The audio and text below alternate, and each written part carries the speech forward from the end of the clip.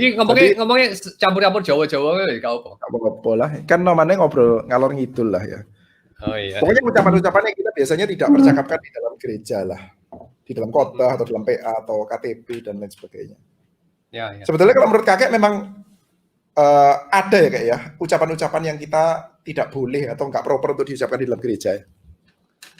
Aku rasa ada kok. Yaitu hal-hal yang memicu konflik identitas ya. Jadi memicu respon Anda kawan atau lawan. Memicu trauma kadang-kadang. Memicu kegambangan. Jadi bikin sesuatu yang sensitif lah. Mungkin kalau dalam kehidupan kita berbangsa itu koyo percakapan soal sara misalnya. Tapi nek ngene gereja lah duduk soal sara yo. Gereja kan tidak begitu spesifik khas bicara mengenai sara terus sensitif gitu kan. Tapi ada hal yang lain yang spesifik gereja itu. Kak, misalnya memicu konflik identitas ya. Jadi kalau misalkan di dalam gereja ngomongin tentang konflik-konflik yang pernah berkaitan dengan sara gitu gak boleh. Ilustrasi khotbah atau apa gitu. Oh bukan gitu maksudku. Ya apa? Itu juga termasuk, tapi itu kan tidak khas gereja. Kan pertanyaanmu tadi, ada nggak sih yang percakapan-percakapan yang sebenarnya tabu di dalam gereja? Tapi yang khas gereja toh, karena kalau aku misalnya bilang, oh ya yang tabu itu bicara misalnya bicara teknik seksual misalnya itu ya mungkin di masyarakat biasa juga tabu kan. Orang bicara itu. Gajimu berapa itu ya? Agak tabu juga ya, orang biasa juga enggak bicara itu. Jadi ya inilah kita nggak bicara itulah karena itu kan sama-sama tabu. Tapi kan ini yang khusus gereja kan gitu ya. Omongan jorok dalam gereja, kira-kira gitu. Iya. Pisuane gereja.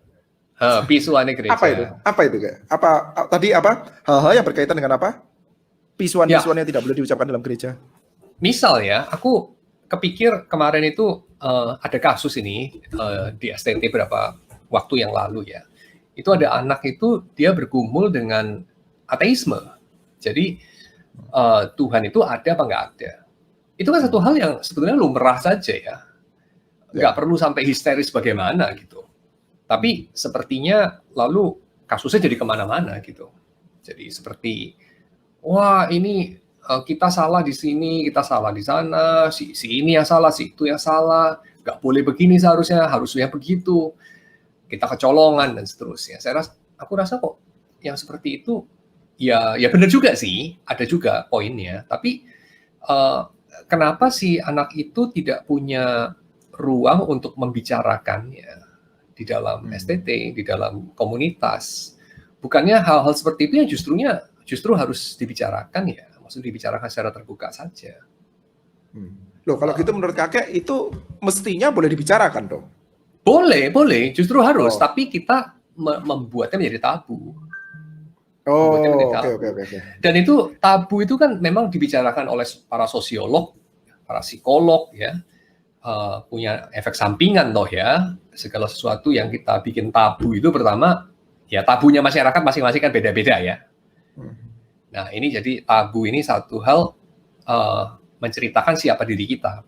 Tapi ada hal yang lain, hal yang kita tabukan itu, kita tidak bicarakan itu seringkali ya menjadi muncul pada mimpi buruk lah ya. Kira-kira begitu. Bahasa metaforisnya. Kalau yang tadi aku pengen tahu itu ya, ada nggak sih hal-hal yang memang menurut kakek ya, legitimately tabu? Legitimately memang semestinya nggak diucapkan dalam gereja gitu. Jadi kalau yang kasus kayak kakek ngomong ini kan pastinya kita boleh diucapkan dalam gereja tapi tabu gitu. Tabu yang dibikin-bikin sendiri dan itu tabunya salah lah ya. Harusnya kan dalam gereja kita punya ruang. Ini tabu yang benar gitu ya. Tabu yang memang sebaiknya ucapan kayak gini jangan diomongin dalam gereja gitu. Aku rasa kalau diomongin dalam rangka mendiskusikan gak ada yang tabu sih. Kalau dikhotbahkan atau dalam diucapkan dalam mimbar-mimbar. Diucapkan dalam mimbar itu agak lain ya. Karena menurut aku mimbar itu kan corong yang orang itu tidak punya posisi fair untuk mempertanyakan. Mimbar gereja itu kan lain dengan mimbar kampus kan. Kalau di kelas kita melontarkan satu poin, kita berharap mahasiswa itu challenge itu.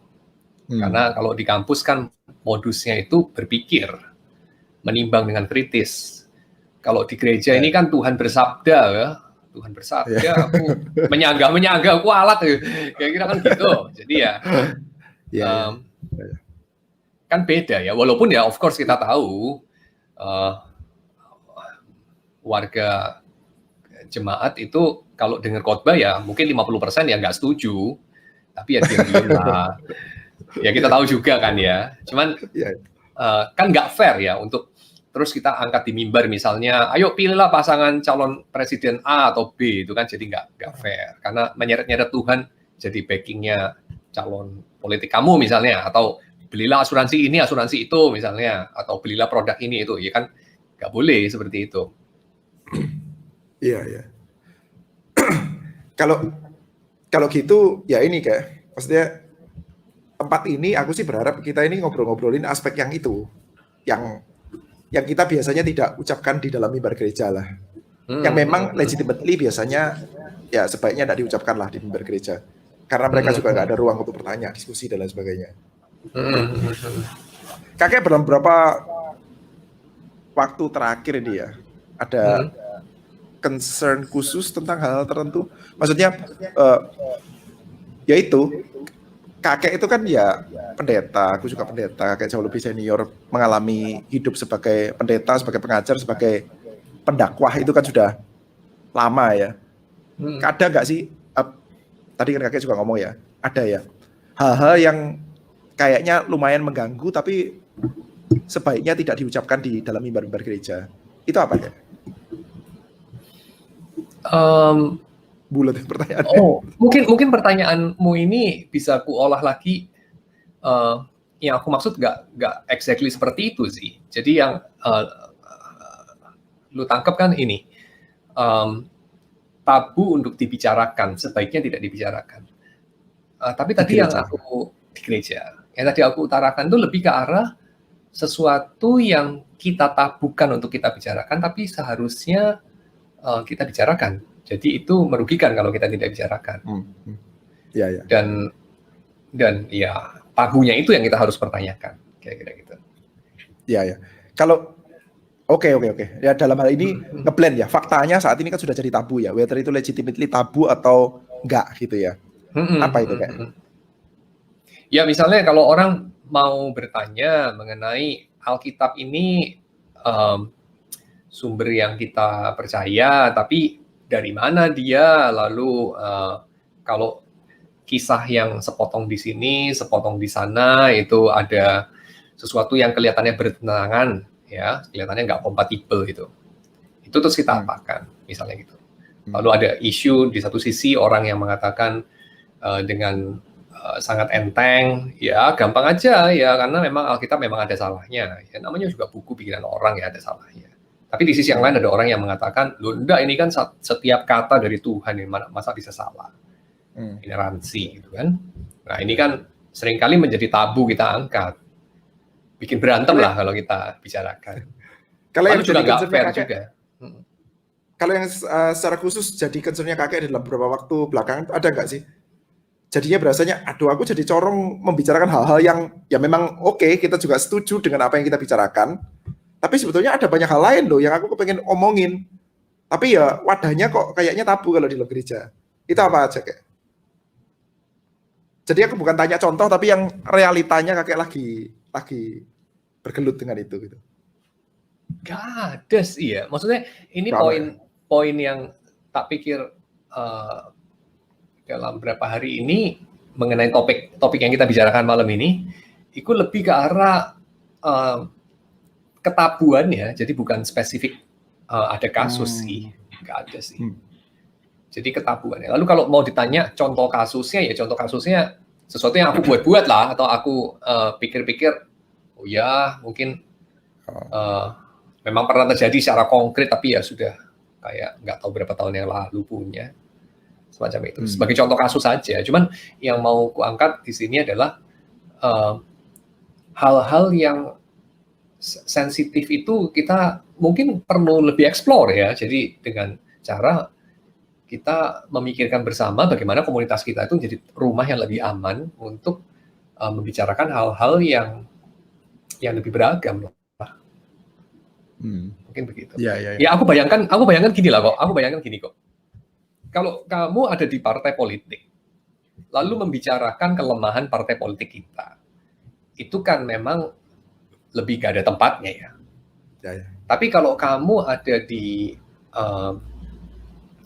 misalnya lingkungan kawan-kawan gitu, lalu kamu membicarakan bahwa kawanmu itu kalau main tenis teknik dia punya serve itu kok menurut aku bodoh atau apa, itu ya boleh-boleh aja dong. Maksudnya itu gak ada masalah gitu, karena antara kawan gitu, nggak ada beban. Kok kamu nggak sinkron sih sama partai politik kita, itu nggak ada beban itu gitu. Gereja jadi rada mirip parpol ya kalau kakek ngomong gini ya. Nah itu dia. Jadi political banget. Teman-teman ya. Political banget, iya. Bukan kumpulan teman-teman, kumpulan komplotan. Jadi komplotan bukan jadi persahabatan. Gitu. Sementara itu contrary ya dengan gambaran-gambaran tentang gereja yang ada dalam Perjanjian Baru ya. Ya betul. Itu lebih mirip mungkin bait suci pada zaman Yesus ya. Tapi kalau bait suci sudah parpol kayak. Bait suci sudah Yesus. Iya, merangkap bank ya, merangkap. Tapi ini ya memang kalau kita lihat di dalam Perjanjian Baru, kita bahkan bisa melihat potret perseteruan yang tajam, tidak malu-malu dicatat ya kayak ya. Paulus sama Petrus gitu ya. Terus exactly. Paulus Barnabas gitu ya. Betul. Padahal kalau kita setuju Kisah Rasul misalkan ditulis oleh Lukas gitu, Lukas kan positif ya. Positif toward Paulus ya. Apa itu berarti memang Lukas itu ingin menunjukkan ke kita secara tidak langsung mungkin ya, bukan langsung ini ya, secara tidak langsung bahwa ya memang dalam community itu kamu akan bertemu dengan kayak begini-begini dan itu just nice saja. Bahkan ada langkah-langkah yang diambil secara drastis berkenaan dengan pendapat masing-masing. Ya udah pisahlah gue sama Silas gitu ya. Dan harus setuju. Maksudnya masing-masing punya argumennya dan saat ini tidak setuju dan oke, aku menghargai pendapatmu kira gitu. Dan nanti juga Paulusnya kayaknya ini ya, Paulus juga nanti kan juga di dalam surat yang lain dia mengatakan oke, Markus sahabat yang berharga dan lain sebagainya. Dia juga bisa mengatakan bahwa yes, apa yang dilakukan oleh Barnabas ternyata betul tuh. Paulus nggak jadi anak kolokan yang terus Markus nggak jadi anak kolokan yang terus-menerus homesick, pengen pulang terus gitu ya. Iya. Jadi ada komunitas gereja mula-mula itu komunitas yang beragam lah, komunitas yang ada diversitas. Mereka tidak seperti let's say gereja medieval, let's say.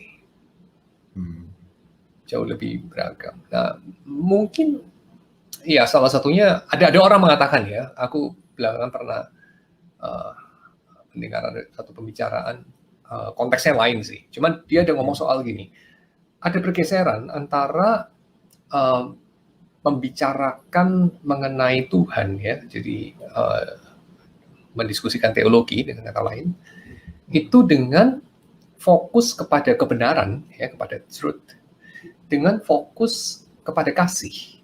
Nah itu rupanya ada dua lokus yang bisa berbeda. Jadi kita doing theology untuk semacam mencari jalan untuk kita mempraktikkan kasih kepada Allah dan sesama yang lebih baik. Dengan doing theology, dengan tujuan untuk mencari tahu yang benar itu yang mana. Nah ini rupanya praktik ini, dua macam praktik ini, embodying dua gambaran mengenai Allah yang berbeda rupanya. Jadi dalam pembicaraan itu ya, aku lupa juga sih yang membicarakan itu siapa ya. Peter van Inwagen atau siapa itu, lupa. Jadi yang satu itu bicara mengenai Tuhan sebagai suatu entitas metafisik yang menjadi objek penyelidikan kita. Jadi kita mau tahu kebenarannya, itu yang kita kejar. Dengan yang kedua itu konsep Tuhan sebagai sahabat, sehingga ketika kita memikirkan mengenai Tuhan, yang kita tuju itu adalah bagaimana kita berjalan bersama dengan Dia dengan lebih baik ya, dengan lebih fruitful gitu. Jadi semacam berteologi dalam rangka mengenal, dengan yang kedua berteologi dalam rangka mendeteksi kesalahan dan menemukan yang lebih benar. Itu rupanya embodying dua macam Tuhan, so to say, yang berbeda begitu. Yang atau dua macam cara bertuhan ya, dua macam cara berteologi. Dua macam cara bertuhan ya, semacam itu. Ya. Kalau yang kakek dambakan ya di dalam komunitas gereja itu, nggak tahu ya, dari nadanya kakek kayaknya lebih kepada yang kedua ya. Bersahabat bertuhan. Ya. Kalau aku kapan hari sudah lama sih sempat baca bukunya Martin Henkel. Petrus, buku tipis tuh tentang Petrus. Terus yang ngomongin ini apa? Ya sempat ada nyinggung tentang perseteruannya Petrus sama Paulus tuh.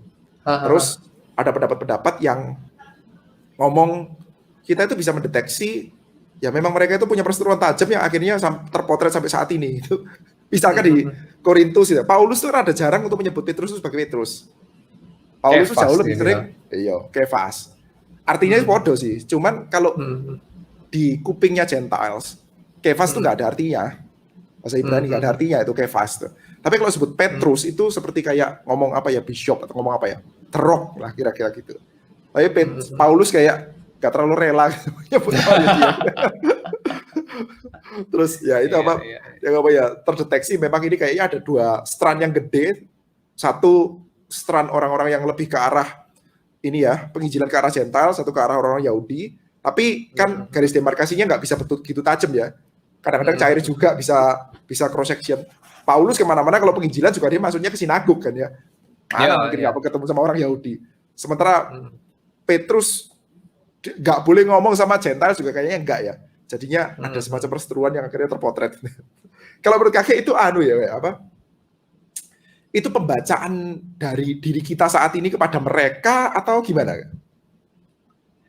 Pendapat itu ya. Kalau aku rasa mungkin itu cukup realistis ya, pembacaan yang cukup realistis. Walaupun of course bisa aja itu pembacaan kita ya, kita proyeksikan pada mereka, dan by definition kita nggak bisa tahu ya, karena kita kan tidak aware of, kita punya worldview, kita punya bias itu kan, kita nggak terlalu bisa aware. Walaupun bukan sama sekali nggak bisa aware ya, karena tentu kita bisa ngobrol dengan orang yang pakai kacamatanya berbeda, lalu kita tahu kayak, kodoknya kelihatannya biru, enggak, rada pinkish kok kodoknya. Terus kita tahu bahwa, mungkin kacamata gue kebiru-biruan, ya, mungkin kacamata dia kepinggian gitu kan, semacam itu. Ya. Kalau pendapatnya kakek saya kayak gituan lebih ini ya, lebih jangan-jangan ya realistis ya gitu ya. Aku rada ini loh, rada curigaan sama pendapat kayak gitu. Kayaknya, saya kayak itu legitimasi cara pikirnya kita aja gitu. Kita di sini satu apa ya areal bergerejanya kalau sama-sama gereja Injili gitu, sama-sama gereja Injili, terus sama-sama teologinya juga mirip, juga sama-sama mungkin yang dilayani banyak orang Chinese-nya.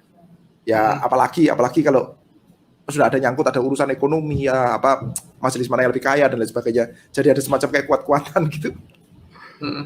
Itu apa proyeksi cara pikirnya orang sekarang yang dimasukkan ke dalam ini. Sebenarnya kalau kita lihat di dalam tulisannya Petrus sendiri, itu Petrus tampaknya ya meskipun dia pernah bersih tegang dengan Paulus, ada deteksi sedikit itu hati-hati atau tulisannya agak susah dan lain sebagainya. Tapi dia kan positif juga ya. Ya mungkin yang satu highlighting sisi negatifnya gitu ya, highlighting strife-nya, yang lain highlighting ya walaupun mereka itu suka tusuk-tusukan, tapi ya mereka masih temen lah. Ya, mereka ya sama-sama murid Yesus lah. Mungkin gitu. Itu yang kita perlu punya ya kayak ya. Ya, Terus betul. tusuk-tusukan. Iya. Cuman Gak mungkin apa-apa sekarang lah. itu Jadi aku coba untuk arguing for ini sih kok. Gereja itu mesti menjadi komunitas yang aman untuk orang itu tusuk-tusukan secara teologis, tapi sudah gitu ya sudah, nggak menyate orang lain di atas inilah altar gitu. ya ya. Kayak komunitas sains saja lah, komunitas para fisikawan lah. Teorimu itu Iya, iya. sampah, ya sudah ya teorimu sampah, selesai. Ya kenapa argumennya? Kok kamu bilang teoriku sampah? Kasih argumen dong. Ini argumenku. Oke, mana buktimu? Oke, ini buktiku, ini dataku. Oke, good. Aku jelaskan lagi argumenku. Kan tadi kamu udah baca argumenku dan bukti-bukti yang kuajukan. Yuk kita diskusikan lagi. Mungkin kamu salah menangkap nih kalau aku lihat. Dan seterusnya, dan seterusnya. Kan begitu ya. Tapi ya kita melawannya dengan inilah. Boleh dengan cool, boleh dengan hot. Tapi tidak pernah dengan satu spirit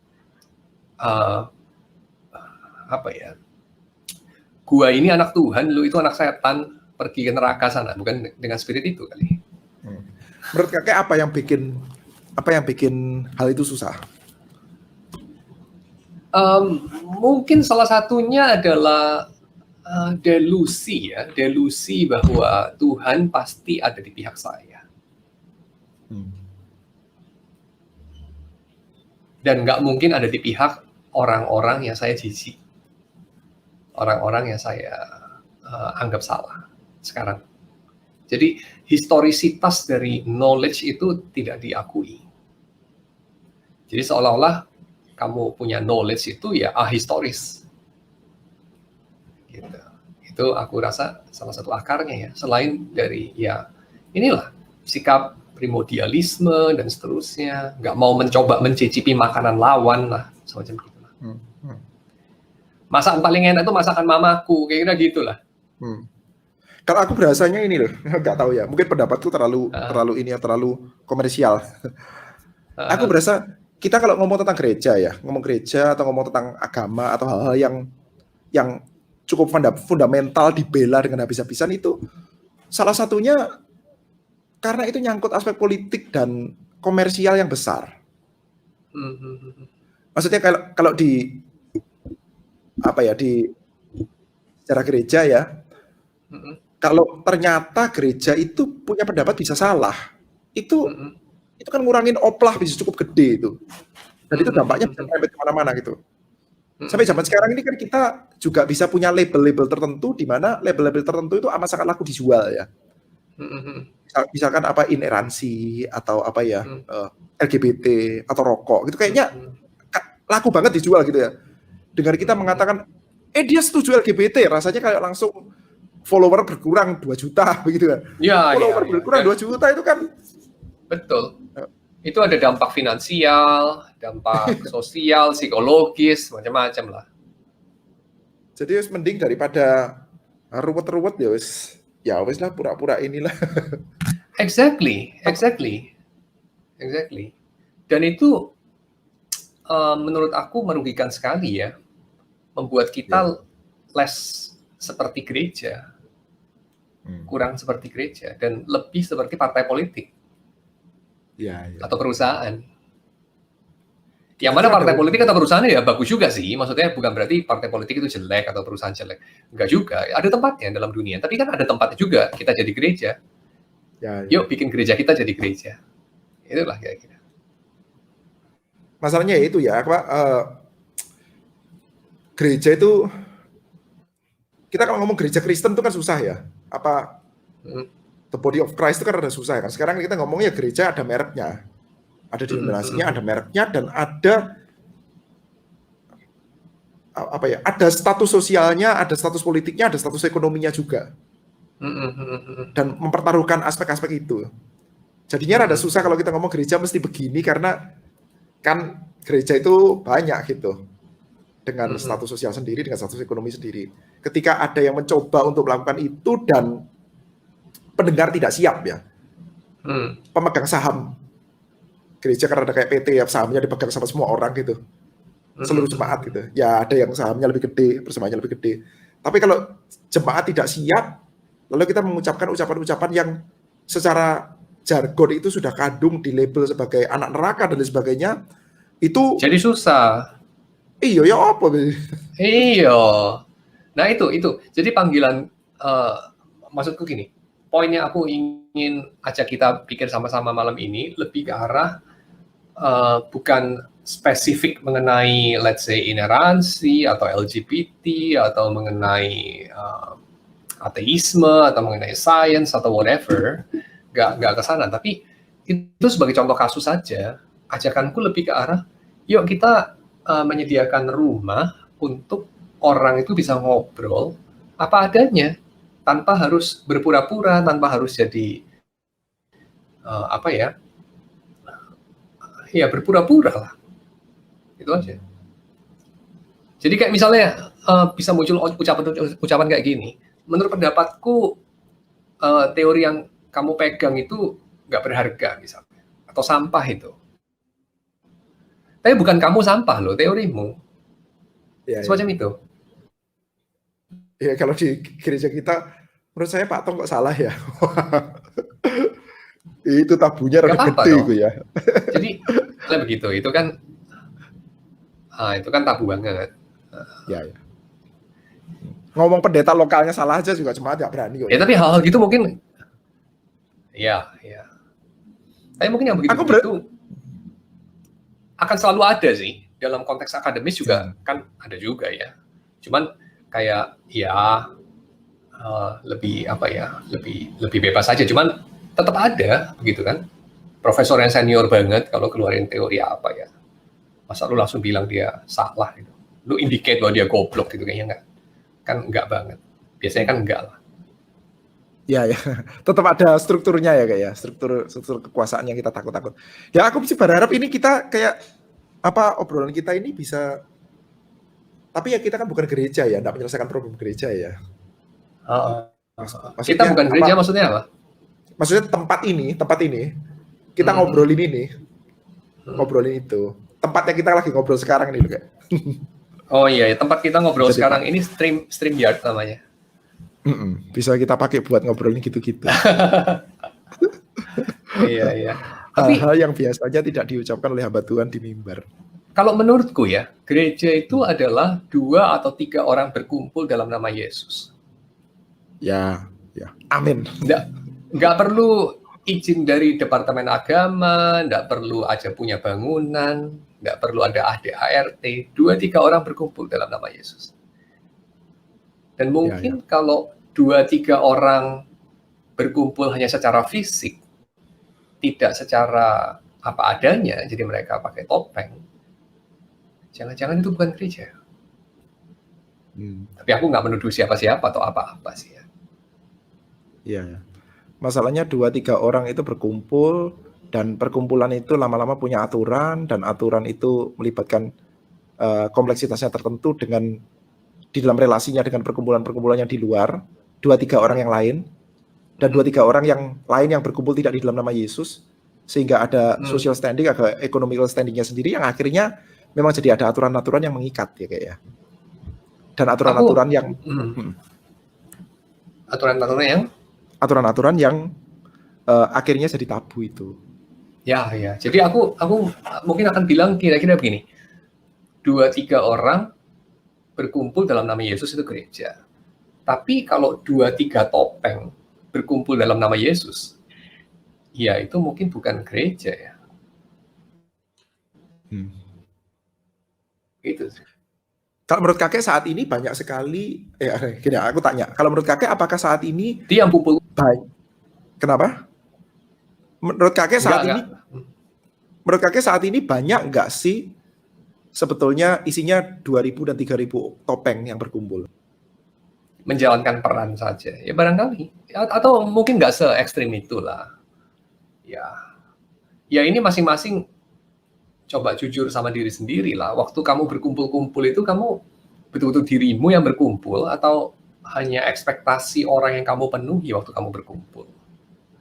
Kan itu. Kalau menjalankan peran saja. Kalau aku Iya, karena nggak mau repot ya akhirnya ya ngomong seperlunya aja. Sisanya aku baca buku sendiri sih. Cuman secara fisik, biologis ada di situ karena harus ada di situ. Tapi aku ya baca buku, bersekutu Kayak gitu dengan tapi penulis buku. iya, nggak, tapi memang apa ya? Nggak tahu ya, kalau aku berasa kakek itu hebat dalam hal inilah ya. Karena nggak perlu ngapa-ngapain. Nggak, dan Bukan. ini apa? Kalau aku itu masih ini ya, apa ya, tipikal inilah mungkin yang tipikal pejabat publik ya. Jadi kadang-kadang itu berasa topengnya itu ya dipakai lah seperlunya. Beberapa kali topengnya dipakai seperlunya. Ketemu sama ini ya ngomong dulu, ngomong normatif dulu lah. Say hi, apa kabar? Cuman hai apa kabarnya ya, kalau sebagai pendeta kan ya hai apa kabarnya rada panjang ya. Lagi baca buku apa sekarang? Nah, gitu. Malang gimana? Padahal sumpah males banget ngomong sama lu. Aku juga lumayan percaya dia gitu loh. Aku juga lumayan percaya dia gitu. Wong, ya itu kan sebetulnya daripada ada depan terus pelilih apa melotot-melotot gini kan jelek ya. Ya depan-depan cuma gini doang aja kurang bagus. Nah, di antara hamba Tuhan ya jadi gimana Malang? Oh ya baik, nah, gitu. Ya sih gini. Untungnya sih aku sih berasa ya. Ya. Kalau kakek ekstrim ya biasa. Lu berasa? Aku berasa selama ini kayak begituannya tidak sampai terlalu tebel lah kalau aku ya. Ada lah ya, ada. Tapi aku memang menuduh ya. Menuduh beberapa orang itu nyaris gak ada wajah aslinya gitu. Kayaknya semua yang diucap itu tuh ya normatif, hal-hal yang memang harus diucapkan. Kalau kakek, aku lihat kakek itu apa? Jangan ditiru kok. Itu defisiensi. Ekstremis ya. Dulu itu pernah nggak usah ngomong orang lah ya. Ketemu satu pendeta waktu di Kemayoran. Yat, lagi ngapain Yat? Langsung tampaknya nggak enak gitu. Lagi motret gue. Motret apa? Pemandangan. Sampai heran. Kayak ada masalah sama orang itu. Kok kamu banget sama orang itu? Ya lagi konslet lagi. Tapi memang ngomong pakai topeng itu agak melelahkan ya kayaknya. Tidak energizing lah ya. Tidak energizing. Aku mungkin coba untuk ini sih kok. Aku coba untuk di mana bisa ya. Itu ngajak ngomong orang dengan angle yang nggak lazim. Jadi aku mungkin coba untuk kalaupun terpaksa, biasanya aku nggak ngajak ngomong orang itu basa-basinya sih, tapi lebih ke nanya-nanya dia. Biasanya gue pengen tahu profesi lu apa, sehingga gue bisa nanya hal yang teknis mengenai profesi lu. Tapi gue mendapati seringkali pertanyaan itu ditanggapi dengan profesi lu apa itu adalah status sosial lu apa gitu. Dan orang itu menanggapinya kayak seolah-olah gue nanya gaji lu berapa gitu. Gak menarik belas ya. Itu pertanyaannya sensitif gitu kayaknya. Lalu kalau gue udah mulai nanya-nanya yang teknis itu, misalnya kalau dia bilang, oh gue ini kerja di Otis misalnya, elevator. Terus gue mulai nanya-nanya gitu mengenai lift. Lalu dia mulai kayak merasa diuji gitu. Loh ini uji kompetensi atau apa ini? Nah terus gue mulai kayak, wah jadi gak menarik ya ngomongin apa ya gitu. Kan orang kalau punya profesi apa itu dia paling siap untuk ngomong itu, dan gue juga paling senang untuk bisa belajar dari dia toh. Biasanya itu sih pendekatan. Iklim itu nggak ada sih juga. Ya. Itu apa ciri-ciri ini ya kayak ciri-ciri masyarakat yang agak terbelakang ya kayak ya. Iklimnya itu nggak ada. Maksudnya ya pergulatannya itu kan pergulatan survival ya. Masyarakat terbelakang lah. Pergulatannya pergulatan makanan, survival. Jadi begitu pertanyaan itu kan pertanyaan pertama kalau ngomong tadi langsung pertanyaan status sosial. Posisimu ada di mana? Kamu sparring partner yang cocok atau enggak? Kamu bisa apa lah kira-kira gitu. Terus setelah ditanya secara teknis ya dianggap menguji dan lain sebagainya. Itu kan survival mode gitu. Ya, ya. Jadi nggak apa ya? Apa mungkin ciri-ciri masyarakat terbelakang tuh gimana ya? Kalau Orang itu kan kalau ya pasti menurut nggak bodoh kan? Ya ya orang seringkali itu kan nggak banyak bodoh, yang nggak betul. bodoh. Betul, betul, betul, betul, betul. Betul, betul. Aku rasa itu karena dicengkram rasa takut kok. Jadi masyarakatnya itu masyarakat yang dikendalikan oleh ketakutan. Fear based. Masyarakat fear based seperti itu. Jadi yang ditanya itu power. Lu ini powernya berapa? Gitu. Menakar power. Kayak anjing itu langsung menunjukkan taring. Oke, taringmu segini, taringmu segitu. Kalau kita berantem, rasanya aku kalah kalau menang. Aku tahu diri lah. Semacam itulah. Jadi menguji kekuatan. Ya. Termasuk ngomong soal diskusi teologi pun begitu. Ya. Jadi pamer otot gitu, pamer otot. Terus begitu sudah mulai ngomong kayak, oh ya itu Calvin pernah ngomong Institutio, buku kedua, bab ke-3, chapter ke-15 gitu. Langsung orangnya nge-pair, terus kayak, what the, oh oke lah gue tahu diri gitu. Terus lo nggak ada diskusi lagi, misalnya kayak begitu. Itu kalah gigi ya, kalah otot. Kalah gigi. Atau kalau kita dalam posisi sebaliknya, terus orang itu berusaha menunjukkan. Jadi akhirnya kayak, udah lu diam lu level lu cuma segitu misalnya. Kayak what the? Ya. Gak menarik belas ya. Kalau kamu ini kok ya. Misalnya kok ya, kon lah iso belajar toko arek cilik ya, belajar toko beginner kan iso ya. Iya. Just simply karena dia orang yang lain, menghampiri dari angle yang lain gitu. Iya. Aku seneng loh kayak merhatiin cara mikirnya anakku itu. Ya. Dia pernah itu satu kali dia itu ujian dan sekarang sekolahnya online kan. Jadi ujiannya itu pasti ABCD kan. Jadi pilihan pakai Google Form gitu. Aku lupa kalau nggak salah itu sekali ada pertanyaan gini. Setelah pulang sekolah apa yang kamu lakukan? A. Bermain layang-layang. B. Pulang bersama dengan teman-teman. C. Bermain sepak bola di lapangan atau apa gitu loh. Jawabannya bermain layang-layang kayak. Padahal nggak pernah bermain layang-layang. Atau bermain apa gitu, bermain bola bersama dengan teman di sekolah atau apa gitu loh. Terus satunya pulang bersama dengan teman-teman, yang satunya ya bermain layang-layang atau apa. Isinya itu bermain bola. Tapi gitu, kami logikanya apa? Pulang sekolah ya pulang toh. Tapi aku pengen tanya kan lucu sampai tak potret, wah ini epic ini. Ngantuk apa ya? Kok bisa jawabannya gini? Terus dia bilang, loh, kita itu kan mana ada pulang sekolah sendiri-sendiri bersama dengan teman-teman. Bisa dia pulang kan dijemput sama papa ya gitu. Itu kayak ada hal yang logikanya anak ya kita kalau dia udah jawab gitu kita nggak tahu. Dan dia benar juga.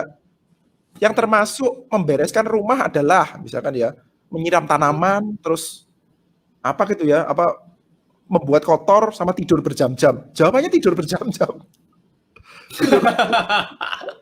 Kok bisa tidur berjam-jam? Tidur berjam-jam kan nggak bikin berantakan. Nggak bikin rumah jadi kotor. Sementara menyiram bunga di teras itu dia nggak ada teras, nggak ada bunga di teras yang kita. Gitu. Dia mikirnya kan konkret. Iya. Kita kalau sama orang lain ya bisa mendalami dia itu cara mikirnya gimana, terus ngapain itu. Betul. Bisa dengan siapa saja ya sebetulnya ya. Betul. Dan itu insightful loh. Jadi lu bisa belajar sesuatu loh. Kecuali kalau lu terobsesi dengan power. Kenapa? Karena lu selalu dalam mode ingin mengamankan posisi lu. Menunjukkan taring lu supaya lu nggak dibully sama orang yang menurut lu bisa dimanfaatkan, dan menunjukkan perut lu kepada orang yang lu nggak mau berantem dengan dia karena lu pasti kalah punya gitu. Itu kan strategi orang yang hidup dalam ketakutan. Jadi menjilat dan menghormat kepada yang di atas dan menekan kepada yang di bawah kan begitu, supaya mendapatkan respect, dituruti, dihormati kan begitu. Dan untuk menurutku itu skrip yang kita harusnya bisa membebaskan diri dari situlah. Dan itu harmful loh. Harmful buat orang-orang yang lemah. Juga buat yang kuat. buat yang kuat juga ya. Buat yang kuat juga. Di dalam case buat yang lemah ya kayak. Ini kan sebetulnya ini curcol.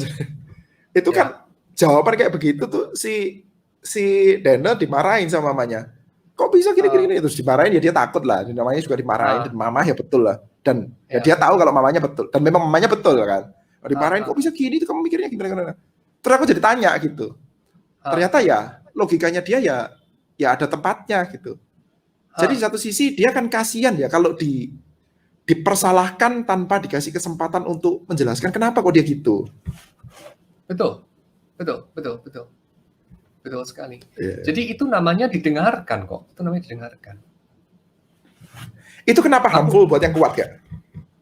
Oh, harmful buat yang kuat sebab dia tidak bisa jadi dirinya sendiri juga. Kan dia di-drive sama ketakutan juga. Sama.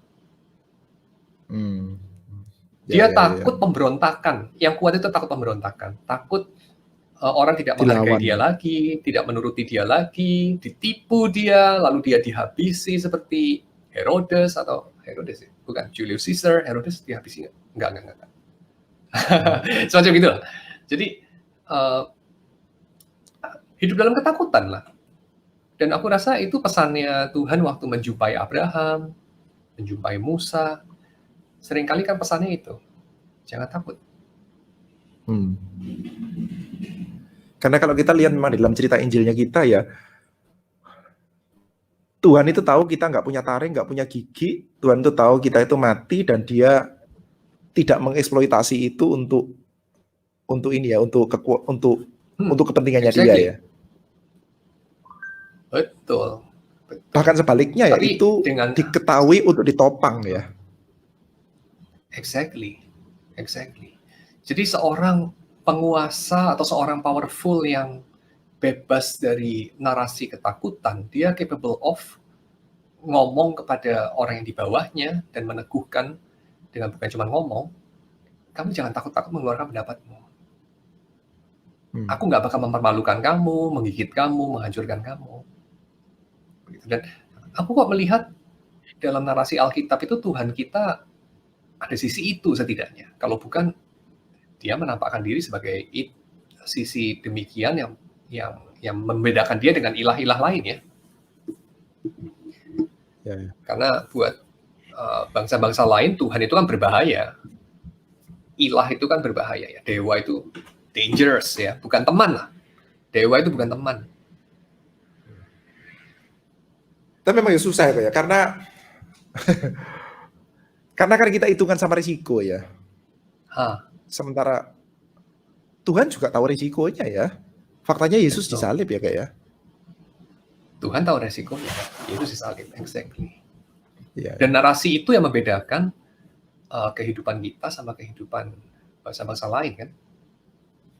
Ya, jadi kalau kita orang-orang Kristen itu kita tidak mengatakan secara naif, mengatakan, ayo kamu mesti berani, gereja mesti begini-begini, dan percaya Tuhan akan tolong. Enggak ya Tuhan akan tolong maksudnya. Tapi ada kemungkinan kamu mengalami pemberontakan beneran. Ada kemungkinan waktu kamu tidak takut terhadap pemberontakan, kamu mendengarkan dan lain sebagainya, ada kemungkinan yang di bawah itu betul-betul cari muka. Mereka kan tidak menghidupi narasi yang sama seperti kita. Banyak yang tidak menghidupi narasi yang sama seperti kita lah. Dan memang betul-betul akan mengalami kesulitan-kesulitan sih ya, resikonya. Oh iya. Ini kan asumsinya komunitasnya gereja ya. Jadi dalam gereja itu kan ada disiplin, dalam gereja itu ada pastoral, ada duduk setara itu bukan hanya yang atas sama yang bawah, tapi yang bawah sama yang atas toh. Jadi yang accountable itu bukan hanya yang atas toh, tapi juga yang bawah toh. Ya, accountable. Jadi ya of course itu semua kalau kemudian didapati yang lebih powerful, itu ternyata salah, ya simple aja loh, tinggal bertobat kan, tinggal berubah. Begitu. Ya.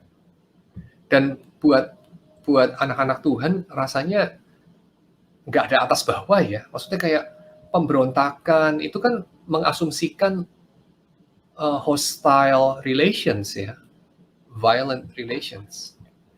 Nggak ada pemberontakan anak kepada orang tua sih sebetulnya. kecuali orang tuanya ada mendirikan hierarki penindasan di atas anaknya. Misalnya gini kok, lu punya temen kok, temen lu itu bisa memberontak melawan lu nggak? Ya nggak bisa lah, mengkhianati lu mungkin bisa, memberontak ya nggak bisa, nggak ada itu dalam kamus pertemanan toh. Juga demikian dengan urusan ini ya, relasi yang diwarnai dengan kasih yang lain seperti relasi ayah dan anak gitu kan. Pemberontakan itu kan nggak ada sebetulnya. Balik lagi kayak kalau yang kakek ngomong ini kan asumsinya adalah gereja ya kayak ya. Dan kakek tadi juga mengatakan bahwa banyak mungkin kita bukan bertemu antar orang di dalam nama Yesus, tapi ada banyak orang-orang dengan topeng yang dengan agenda tertentu punya nama Yesus. Agendanya bisa teologi, bisa macam-macam sih ya. Tetapi nah ketika hal itu terjadi, apa yang kakek katakan tadi kan jadi tidak terlalu gampang ya. Karena strukturnya juga ada, hierarkinya juga ada, dan ongkos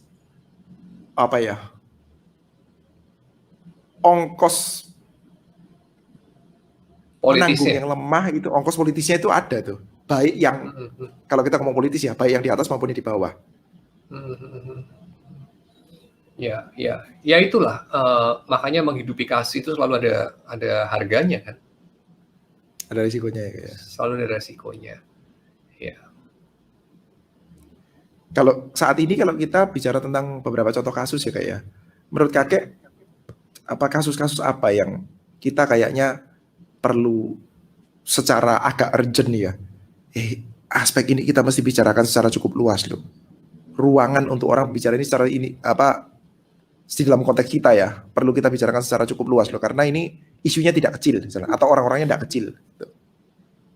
Kita di sini siapa nih? Ya orang-orang Kristen di Indonesia mungkin. Waduh, luas banget. Atau GRI. Iya. Kompleks kok. Di dalam lingkungan itu, orang Injili ya kayaknya. Aku beberapa kali itu pernah dengar. Bukan orang GRI ya, di dalam lingkungan orang-orang Injili lah ya. Pernah ketemu sama majelis dari gereja lain atau pendeta dari gereja lain, ketemu di mana ya, kebaktian penghiburan dan sebagainya. Beberapa kali lah aku di Malang ketemu kayak gitu pas ada occasion ya pertemuan apalah, entah itu kebaktian penghiburan lah, terus ada organisasi gereja apalah, peresmian karena kita kadang-kadang diundang datang ke situ. Itu ada ngobrol-ngobrol gitu ya. Aku itu rasa kasihan sama beberapa orang, misalkan ada obrolannya gini ya, itu ya kesian ya, atau kesian atau gimana, dia ngomong obrolannya gitu, iya tapi dia masih ngerokok, dia bilang gitu, iya dia masih ngerokok gitu. Aku juga rada kepengen aja, kalau ngerokok kenapa gitu. Ngerokok kayaknya kayak gede banget tuh. Ngerokok ya biarin aja tuh ngerokok. Yang ngerokok kan juga gak jadi berdosa besar gitu. Kenapa sih kok jadi serius sekali gitu? Kayaknya yang ditembak itu aspek rokok melulu gitu ya. Atau ya orang tertentu itu seperti kayak takut sekali reveal her atau himself kalau mereka itu punya orientasi seksual yang tidak seperti kebanyakan orang. Itu kayaknya jadi pembicaraan yang mesti rapet sekali ya, atau punya ini ya, punya hal-hal yang berkaitan dengan seksual lah. Cewek tapi suka masturbasi misalnya begitu kan ya. Kayaknya kalau cowok suka masturbasi ya kabeh cowok ya masturbasi lah. Kalau cewek suka masturbasi kayaknya kurang ada aneh ya. Itu kayaknya kasihan ya orang kayak gitu itu ya. Begitu ngomong itu rasanya kayak jadi iblis gitu. Dan itu seharusnya gereja menjadi rumah yang aman untuk bicara begitu-begitu kan. Kalau bukan di gereja di mana lagi? Karena seharusnya gereja itu tempat di mana predatornya dikit gitu kan. Nah masalahnya ini kayak setelah gereja nggak punya, kalau kakek malah dibicarakan di mana lagi? Perlu punya tempatnya mereka. Kan jadi ada tempatnya ya. Tempatnya untuk kaum LGBT misalkan, atau Iya, ya tempat untuk Anda bisa ngerokok secara bebas ya di klub atau di mana.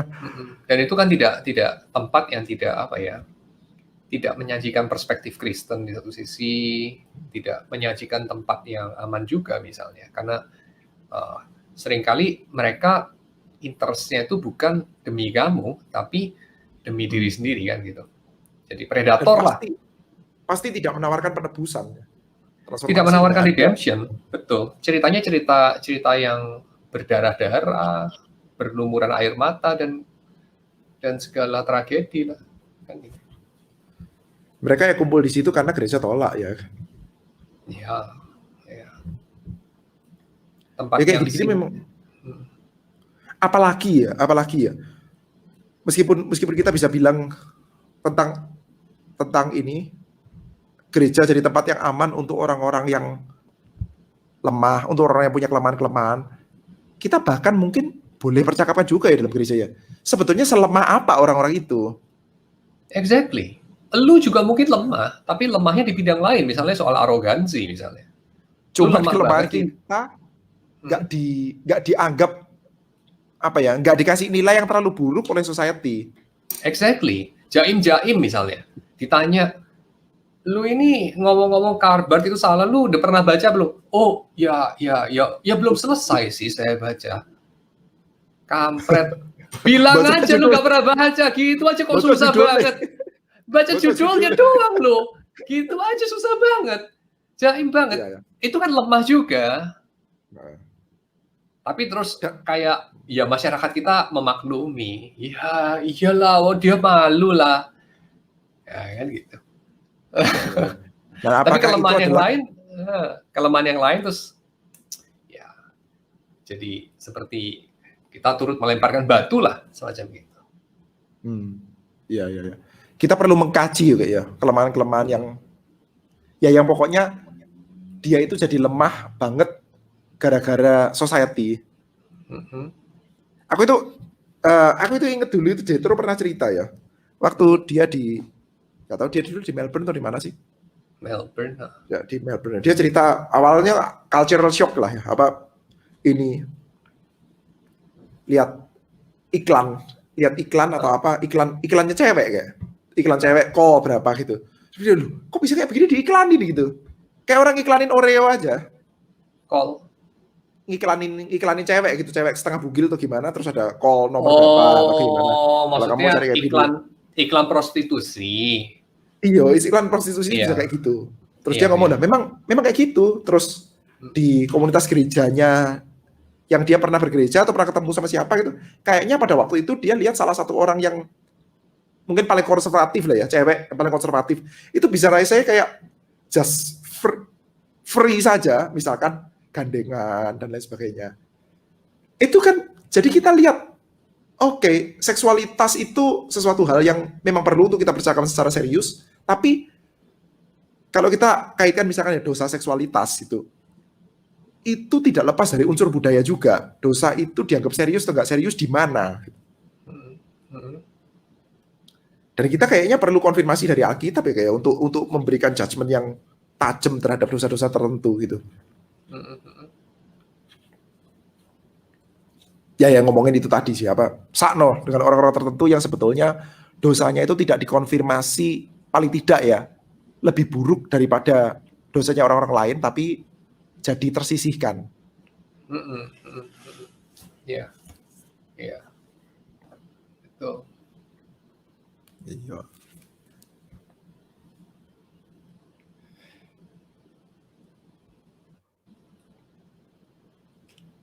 Mendengar kayak.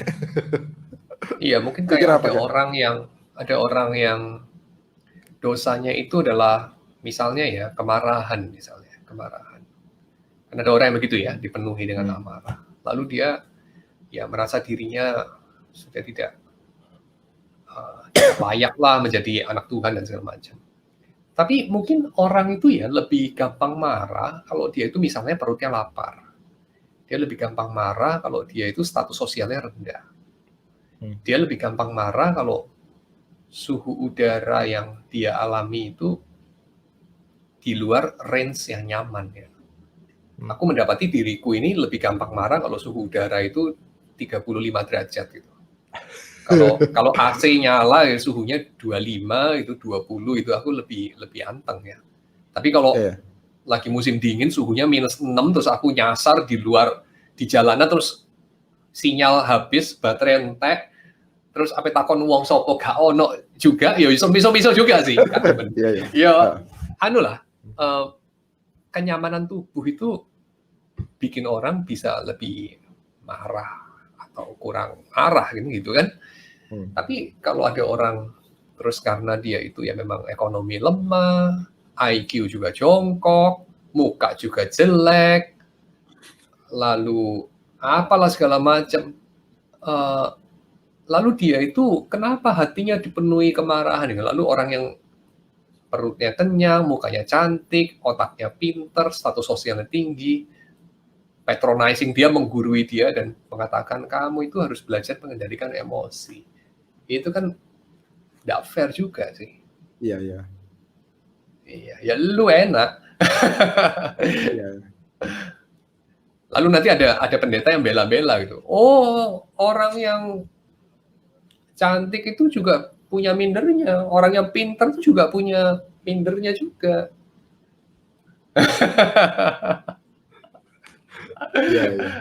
Orang yang jangan dipikir mereka nggak punya pergumulan. Iya, jangan dipikir mereka nggak punya pergumulan. Iya, oke Mas. Mas. Iya. Mesti lebih banyak menyediakan kuping ya kayak ya orang-orang Kristen tuh ya. Iya. Kuping dan hati mungkin ya. Gue ingat ada satu pendeta itu nanya gue, nggak usah sebut nama lah ya. Ini pendeta ini pendeta Gary, teman baik kita berdua. Satu hari gue pulang dari Belanda itu, berapa bulan gue di sana, sebulan. Terus dia nanya gimana, gitu ya, gimana, dapat apa di sana dan apa segala macam. Terus gue bilang, oh ya, gue spontan aja sih waktu itu kepikir dapat apa ya. Karena itu yang gue terkesan banget pada kunjungan kali itu. Karena gue nginep di rumah dosen gue. Selama ini kan gue nginepnya di penginapan inilah, mahasiswa gitu ya. Itu kali nginep di rumah dosen gue. Dan dia juga mempercayakan rumah itu ke gue gitu. Dia pergi ke Amerika 10 hari. Bukan. Oh, dia masih Belanda ya? Masih Belanda. Dia kasih kuncinya ke gue. Dia cuma titip pesan, jangan dibakar ya rumah gue ya. Paling gitu aja. Dan terus gue tuh sebagai orang yang nggak terbiasa dikasih kepercayaan kayak gitu kan kayak oke, ini asing sekali sih gitu ya. Lalu ya gue bilang ke pendeta itu, yang gue dapat itu adalah ketulusan dan kejujuran, sincerity and honesty, itu yang gue dapat. Terus waktu udah nggak ngobrol sama dia lagi, gue kepikir, wah satu poin lagi sebenarnya, yaitu apa? Kuping, listening. Rumah dia tuh sepi kok, karena itu di kota yang penduduknya cuma sedikit gitu. Jadi rumahnya dia tuh kalau malam itu sepinya tuh benar-benar sepi. Gue nggak pernah ketemu tempat sesepi itu selain di anechoic chamber-nya LIPI, laboratorium akustik itu, tempat yang kayak ruangan itu kiri kanan atas bawah itu semua spons itu, ya ruangan tanpa gema. Gue nggak pernah ngalamin. Betul loh, sepinya tuh benar-benar sepi banget kalau malam itu. Dan gue mendapati heningan seperti itu satu hal yang nggak ada ya di tempat lain gitu, di tempat yang hari-hari gue hidup, yang rame. Dan salah satunya adalah itu tadi, lu didengarkan dengan serius. Kata-kata lu itu ada harganya gitu. Dan gue merasa dan orang itu juga menjawab nggak perlu ditebak-tebak gitu, nggak perlu kayak oh maksud lu gini kali ya, maksud lu gitu kali ya, nggak perlu gitu. Dia ngomong A itu ya sudah A, B itu ya B, gak ada yang lain. Lalu dia pernah ngomong ke gue, gue mau ngomong sama lu ya satu hal ya, gue lihat lu itu kalau gue masuk ruangan kok lu berdiri, gak usah berdiri, lu santai-santai aja, taruh kaki lu di atas meja juga gak apa-apa. Di sini boleh gak? Pada gak? Cara pendek pada. Jadi maksudnya gak usah terlalu sopan lah, semacam gitu-gitu. Dia sampai berkali-kali ngomong kayak gitu. Ya. Jadi gue pikir kayak ya ketulusan mendengarkan, lalu kejujuran itu hal yang berharga banget loh buat gue. Karena itu langka banget lah di sini. Dan Kita juga pendeta teman kita itu ngomongnya, wah kayak gitu kok jauh-jauh ya, tragis juga dia ngomong gitu. Sampai mungkin dalam hati dia misu-misu juga sih, iya bener juga. Dia kayaknya gak ono aja nih. Memang macamnya gak ono, hal yang simpel itu. Tapi memang ini ya kayak ya. Kita punya itu di rumah kayak. Di rumah, betul. Boleh metingkrang anak-anak bojo di rumah. Kalau ada rumah yang penuh dengan protokol, waduh berat.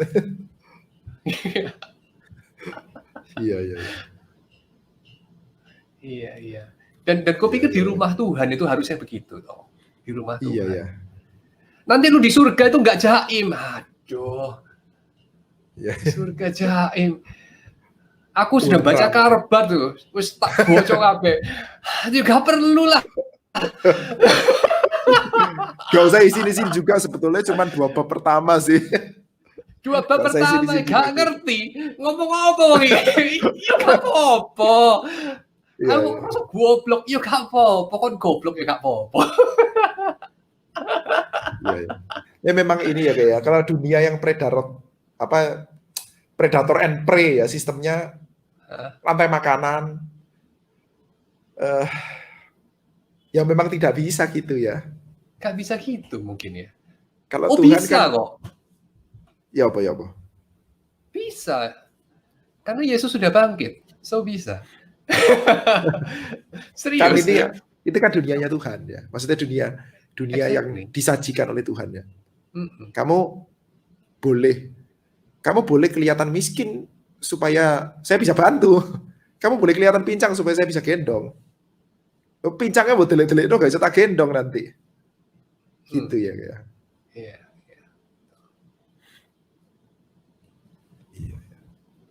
Ya wes kayak ngobrol-ngobrol mana. Iyalah, ngobrol.